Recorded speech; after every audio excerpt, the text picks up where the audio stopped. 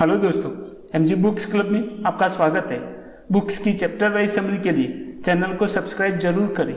आज मैं बात करने वाला हूँ कैटालिस्ट बाय चंद्रमौली वेंकटेशन के चैप्टर नंबर 2 के बारे में। Chapter 2, time spent at work does not equal to experience. काम पर बिताया गया समय अनुभव के बराबर नहीं होता है। ऑथर कहते हैं, हम सभी लोग जानते हैं कि रियल इंडिविजुअल ग्रोथ के लिए अनुभव बहुत जरूरी है।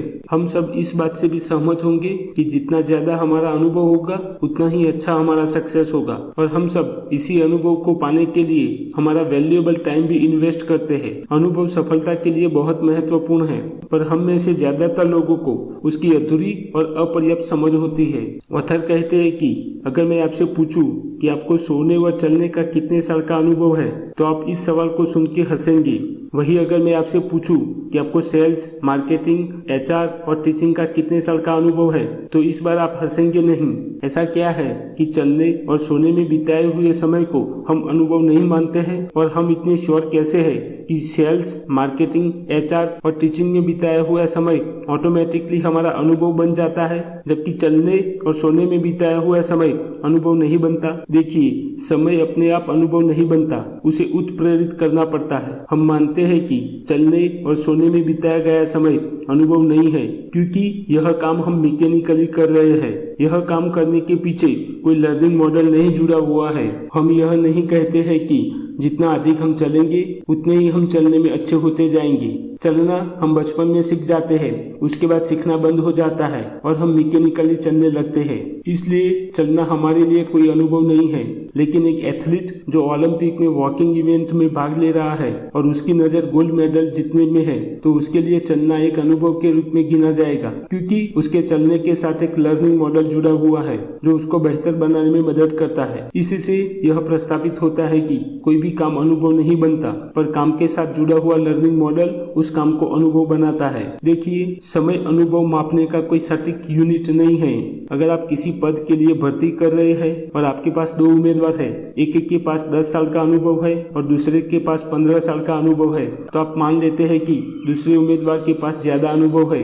पर क्या होगा अगर 15 साल के अनुभव वाले व्यक्ति ने काम को मैकेनिकली किया हो, जैसे हम चलते हैं या सोते हैं, जबकि 10 साल वाले व्यक्ति ने काम के साथ लर्निंग मॉडल को जोड़ के काम का अनुभव लिया हो। किसी व्यक्ति के पास काम करने का जितने वर्षों का अनुभव है, वह इस बात का माप है कि उसने काम पर कितना समय बिताया है। यह नहीं माप सकता है कि उस समय दरमियान उसका लर्निंग कैसा था, उसकी शिक्षा कैसी रही। ऑथर कहते हैं कि मैं अनुभव को एक एल्गोरिदम के रूप में मानता हूँ, जिसे हमने खुद हमारे कार्यों से बनाया है। इसे आप अपना सॉफ्टवेयर और अपना प्रोग्राम भी कह सकते हैं। जो काम आप करते हो वो हमारे एल्गोरिदम में ऐड होता रहता है और हमारा एल्गोरिदम बेहतर बनता रहता है। जितना पावरफुल हमारा एल्गोरिदम होगा, उतना ही हम अच्छी तरीके से भविष्य की स्थिति को रिस्पॉन्स कर पाएंगे।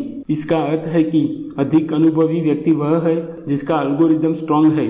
जरूरी नहीं है कि जिसने अधिक समय बिताया हो या उसका अनुभव अधिक हो। ऑथर कहते हैं कि मेरी नजर में जो बात अधिक सफल लोगों को कम सफल लोगों से अलग करती है, वो यह है कि कैसे वे लोग अपने समय को अनुभव में बदलते हैं। देखिए, समय अपने आप अनुभव नहीं बनता है, उसे उत्प्रेरक की जरूरत पड़ती है। यह उत्प्रेरक है TMR मॉडल, मतलब कि टारगेट, मेजर एंड रिव्यू। किसी भी काम का टारगेट रखना, काम की एक्चुअल परफॉर्मेंस को मेजर करना और परफॉर्मेंस को रिव्यू करना कि यह ऐसा क्यों हुआ। यह TMR मॉडल हर काम के साथ जुड़ा हुआ होना चाहिए जो काम के समय को अनुभव में बदलता है, जिसे एल्गोरिदम भी कहा गया है। अधिकतर लोग इस TMR मॉडल को अपने काम के साथ नहीं जोड़ते हैं। वे लोग कभी अपने काम का टारगेट नहीं बनाते, नहीं वो अपने काम को मेजर करते हैं, नहीं वे लोग अपने काम का कभी रिव्यू करते हैं। इसलिए तो उनके काम का समय अनुभव में नहीं बदलता। देखिए, TMR एक महत्वपूर्ण लर्निंग मॉडल है जो काम को अनुभव में बदलता है, पर कई बार जो लोग कंपनी में काम करते हैं उनका व्यक्तिगत TMR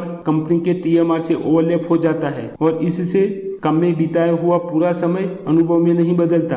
काम के पूरे समय को अनुभव में बदलने के लिए आपको TMR के साथ एक और R जोड़ना होगा, जिससे TMR बन जाएगा, और इस 4th R को रिफ्लेक्शन कहते हैं। यह TMR आपके काम के समय को आपके अनुभव में परिवर्तित करने की प्रक्रिया को पूरा करेगा, जो कंपनी के समय को अपने अनुभव में परिवर्तित करने से अलग है। रिफ्लेक्शन से आप अपने आप से प्रश्न करें कि इस काम को मैं बेहतर कैसे कर सकता था या कैसे कर सकता हूँ। जब आप इस तरह का रिफ्लेक्शन करेंगे तो इस तरह के काम को भविष्य में अच्छे से रिस्पॉन्स कर पाएंगे, जिससे आपका अनुभव और भी बेहतर होगा।